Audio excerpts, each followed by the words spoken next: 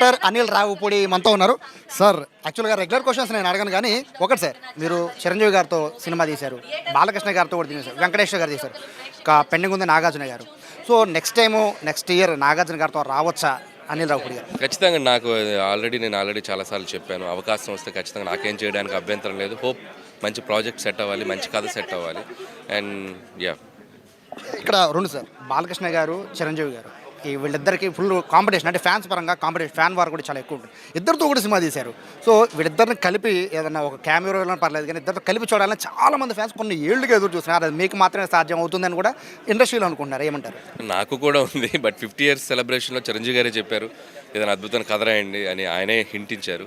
But అది ఎలాంటంటే ఇద్దరు రెండు ఒక మాస్ ఇమేజ్ ఉన్న హీరోలు, అది చాలా అద్భుతంగా కుదరాలి కదా. అది రాయటం అంత ఈజీ కాదు.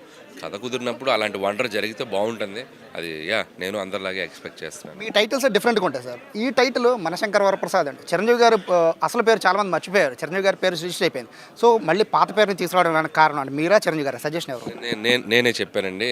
నాకు అదేంటే క్యాజువల్గా ఉండే టైటిల్ పెడదాం సినిమాకి, చాలా కనెక్టింగ్గా కలోక్యల్గా మనం మన ఎదురింటోళ్ళని పక్కింటోళ్ళని పిలిచే పేరులా ఉండాలి అని నేను అనుకొని ఈ టైటిల్ పెట్టడం జరిగింది. అది స్లోగా ఫస్ట్ పెట్టినప్పుడు కొద్దిగా ఇదేంటి అని అనిపించినా వెళ్ళే కొద్ది ఆడియన్స్లో ఆ పేరు బాగా నానుతుంది అనేది నేను నమ్మాను. సో అనుకున్నట్టు ఈ సినిమా టైటిల్ కూడా బాగా కనెక్టింగ్గా అనిపించింది. అందులో ఆయన ఒరిజినల్ పేరు పెట్టడం ఇంకా బాగా కనెక్ట్ అయ్యింది. చాలామంది రివ్యూ రైటర్స్కి మీరు ఆపోజిట్గా సినిమాలు చూస్తున్నారు. ఎందుకంటే వాళ్ళు ఎక్స్పెక్ట్ చేసి మీ సినిమా చూసిన వెంటనే వాళ్ళకి రివ్యూ ఇచ్చేస్తారు యావరేజ్ అని. బిలో యావరేజ్ కూడా ఇచ్చిన సందర్భాలు నేను చూసాను సార్. బట్ సినిమా చూస్తే బ్లాక్ బస్టర్ అయిపోతుంది. సో రివ్యూ రైటర్స్కి క్వైట్ ఆపోజిట్గా ఉండే డైరెక్టర్ మీరే.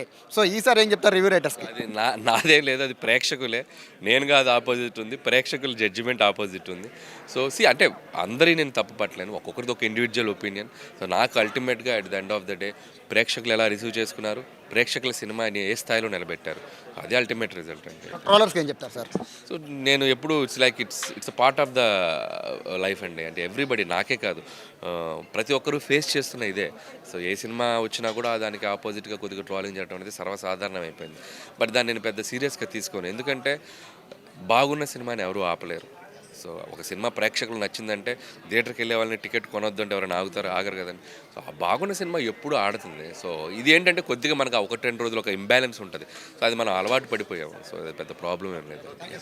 సో ఇది అనిల్ రావుపూడి చెప్తున్నారు. అయితే ఒక విషయాన్ని అయితే ఫ్యాన్స్కి చెప్తున్నారు, వీలైతే కథ అంతా కుదిరితే కూడా చిరంజీవితో బాలకృష్ణ కలిపి ఒక సినిమా తీయాలని కూడా ఉందని చెప్తున్నారు. అలాగే నాగార్జునతో కూడా ఖచ్చితంగా సినిమా తీస్తామని, తీసే అవకాశం ఉందని అనిల్ రావుపూడి చెప్తున్నారు. కెమెరా పర్సన్ ఎన్నైతో సాయి, సుమన్ టీవీ, విజయవాడ నుంచి.